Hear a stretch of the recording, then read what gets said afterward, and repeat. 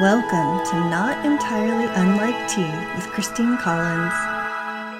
Hey there, it's Christine Collins, and I have a really important topic today that I think will also be helpful for all of us to understand, and it is in regards to neurodivergence in terms of creativity, creating, productivity, and I feel like this topic is important to understand regardless of whether you yourself are neurodivergent or perhaps maybe working with people who are neurodivergent. You may have clients that are, or you may have family members or friends or other people in your life that are. And there's lots and lots of information available in terms of education. And so I'm going to focus our time together today on some very specific areas around creativity and some of the very, very special gifts and strengths, and we could even call them magical powers, that neurodivergent people have that may be overlooked or may not be well understood.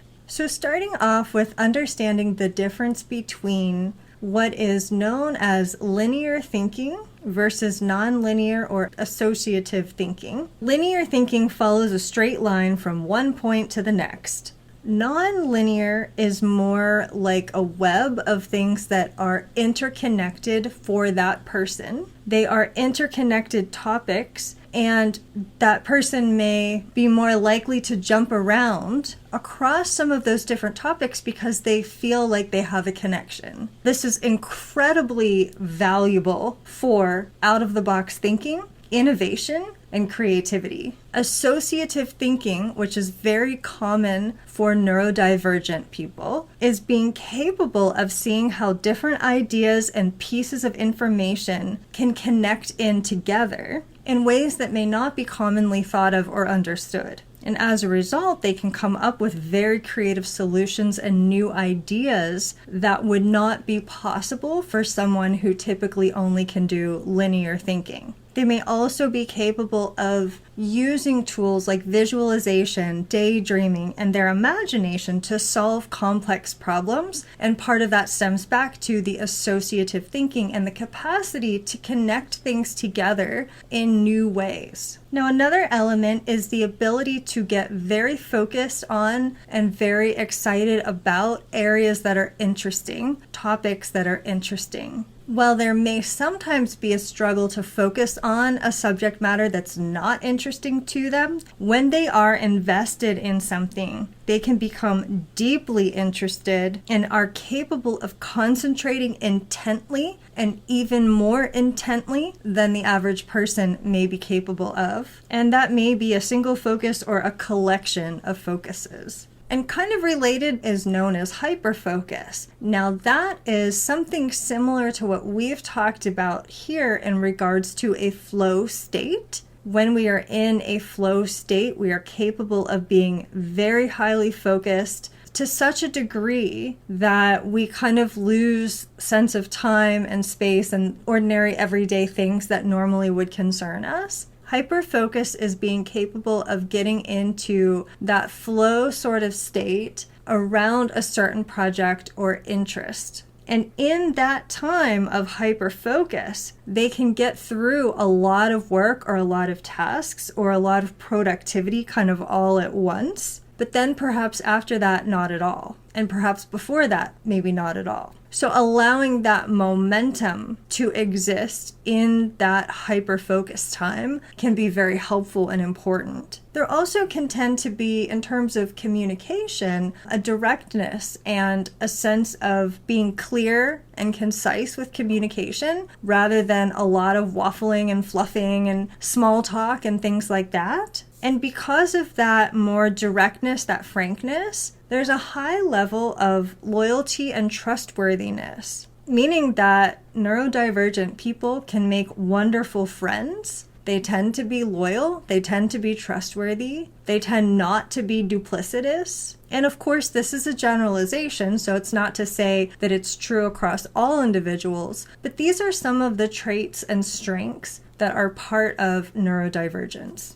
There are sometimes also alterations in sleep schedules that are not uncommon for neurodivergent people to experience a higher percentage of this population being night owls and operating on a later schedule, and that just being more conducive for them. Again, not to make a generalization, just to say that it's more common in this population than in the population at large. Some important areas in terms of supporting and where we can be more supportive and to help them to be more understood. And just as a side note, I'm talking about this kind of as a third party, but I do identify as someone who is neurodivergent. So I'm trying to speak about this objectively, but it is also my own lived experience. So I hope that's helpful for you to know. One piece that can be very important is having a sense of safety that can sometimes come from having a routine. So while typical linear thinking can sometimes feel like more of a challenge, at the same time, using some processes of more logical thinking to strategize and plan out settings in which they will feel more safe and more comfortable can be very important. So at times they can be quite meticulous planners, particularly if areas of emotion or safety are involved with that.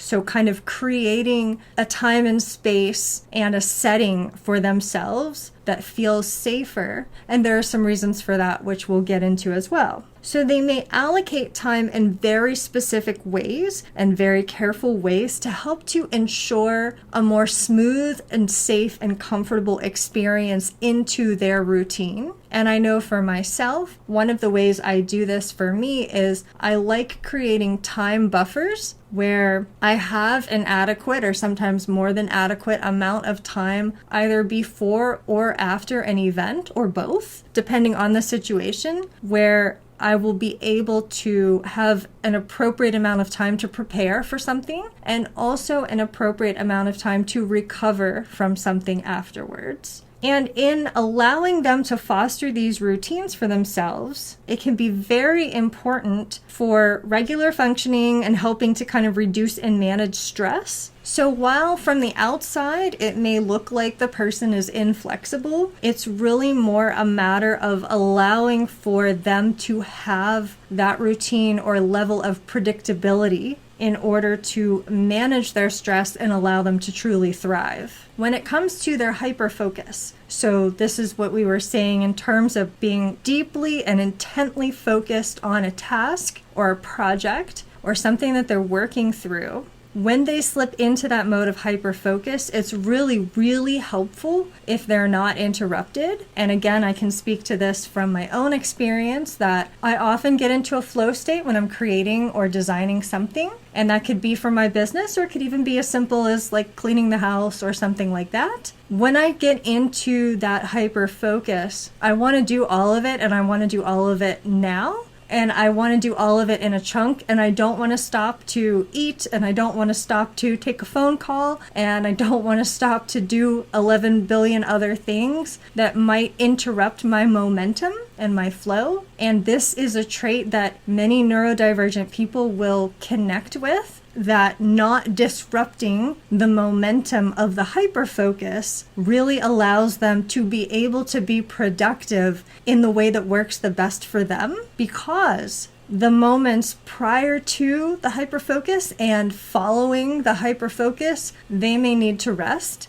They may not be capable of doing much at all. And so for them, they need that time to be undisturbed, uninterrupted, to get through as much as they possibly can accomplish during that span. It can also be helpful to embed routines that attach one task to another habit in order to make it easier to kind of embed it into a pattern, because patterns are very useful and very helpful, rather than trying to facilitate that practice from scratch each time and to kind of gather the momentum to initiate that task each time. By attaching it to a regular part of their routine, it can be very helpful to create it as a routine. Another element that's very important is that there can be a hypersensitivity for the senses. Sounds, smells, tastes, visuals can feel more intense emotions can feel more intense. They may be capable of picking up more signals than the average person.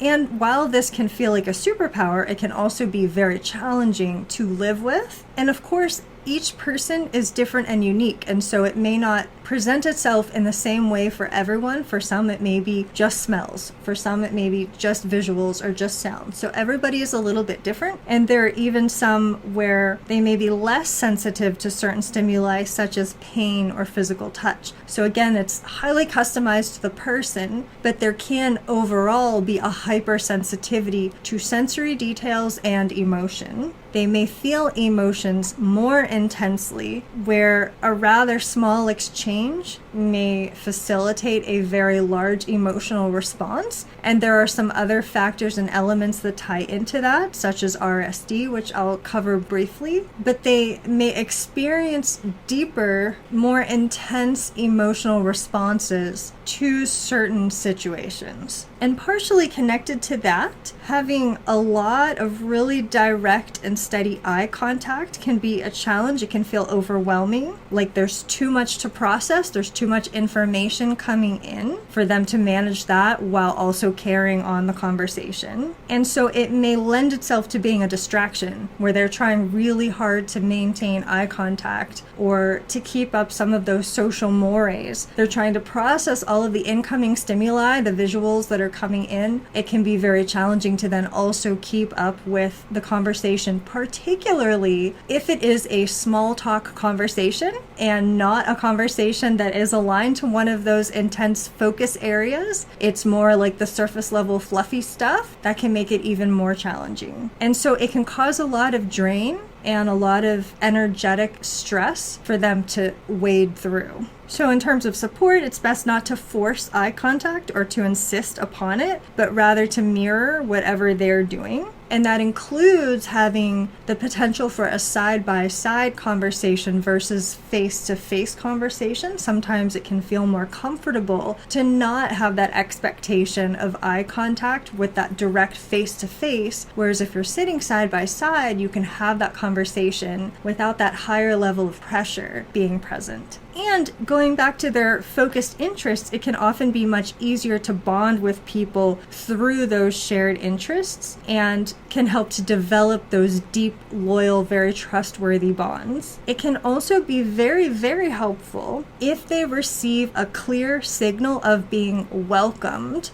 versus something that is implied. They may need a really direct invitation that yes, they are included, yes, they are wanted to be a part of something. They may not otherwise join an activity unless they are explicitly asked. And following interpersonal connections and activities and events, they may need a lot of alone time to recharge. Now, this can be true for a lot of different people and for many different reasons, but neurodivergent people are often in need of an energetic recharge because of all of these factors that come into play that can be quite an energetic drain. And that includes things like masking, which is meant in a metaphorical sense of putting on a performative act in order to fit in and to follow those social norms and the things that other people typically expect from them during an interpersonal exchange. It can be very exhausting if they are forcing themselves to do things that are really outside of their nature or don't feel as natural or comfortable, such as the eye contact and the small talk and those sorts of things. That can be very stressful and exhausting, and as a result, after that performance, which is what it is, it's essentially an act that they're putting on for the sake of the other party, they will need time to recharge themselves after that masking. And sometimes during overwhelm, it can lead to kind of a shutdown or even a meltdown experience where they become more withdrawn, more unresponsive because they're very overwhelmed. And in those situations, it's best to give space, to allow them that time to avoid unsolicited interaction and particularly unsolicited physical contact, and just allow them to recuperate. And RSD, which we mentioned briefly, which is rejection sensitive dysphoria, is where we are picking up on every potential negative signal during an interaction, or a casually made remark can cause a very high level of hurt or sense of rejection or sadness. And so there's kind of a challenging dynamic that can happen, in particular with ADHD. And I can attest that this is something I've experienced myself, and perhaps you have, or you know someone who has, which is that there's an interesting dynamic between sometimes there's an impulse control where there's a need or a desire to kind of jump into a conversation and you just start speaking. And so it leads you to kind of speak quickly and jump into that conversation and say things. And then it's followed by a sense of panic of having said the wrong thing, potentially having caused offense, or generally didn't follow the social mores of the conversation. And then it follows with an overwhelming worry about rejection or judgment. Now, RSD can cause physiological symptoms like rapid heartbeat and sweating. It can cause upset stomach and the stress response, the central nervous system stress response. And because of that experience and how stressful it can actually lead them to pull back from social activities and social interactions, because it can be very overwhelming and it may take a lot more energy for them to engage in those things than it does for other people. And again, that's where it comes to creating those buffer zones before and after. So when an interaction has to happen or they wish it to happen, there's time for them to energetically recollect themselves afterwards. In some cases during a conversation, it can seem as if they're oversharing, or they may simply feel as if they're oversharing, and then that ties back into the RSD. And the reason for that is because there's a need to provide context or to more thoroughly explain their thought process for something that they're talking about. And really, it's just their way of communicating clearly, even if it feels like it's too much information. So it's really helpful and important to be aware of these things, because when we are aware of them, whether they occur within ourselves or in people that we care about, that we love, and we want them to feel comfortable, having the awareness can allow us to treat the situation in a way that creates more comfort and more safety. And while I think it's important in every type of interaction, I think it's especially important in therapeutic interactions and in coaching interactions where one is working with clients. And the feeling of trust and safety is so vital. And I've talked in other episodes about the incredibly high value of unconditional positive regard that the client feels coming from the coach or therapist or mentor, and how much more important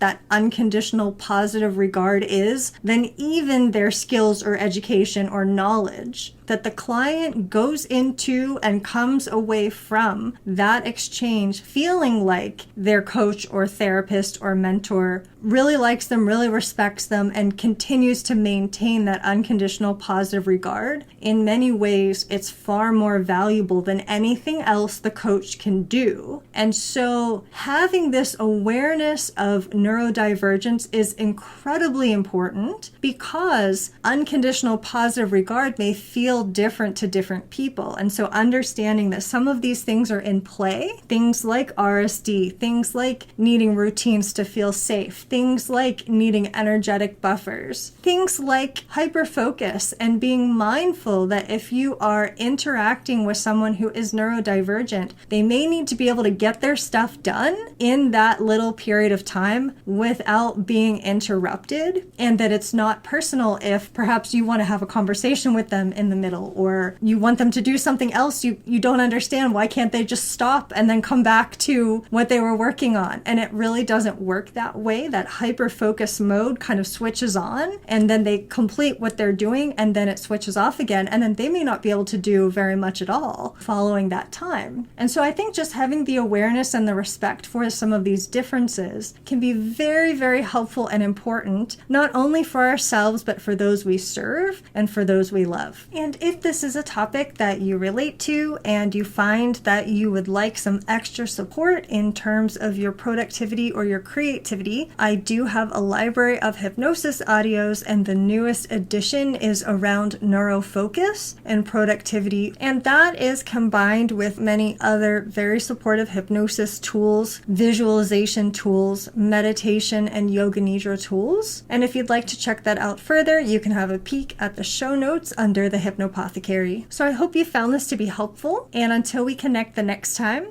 I wish you a most magical and creative rest of your day. Thanks for listening. This is Christine Collins at transformcreate.com.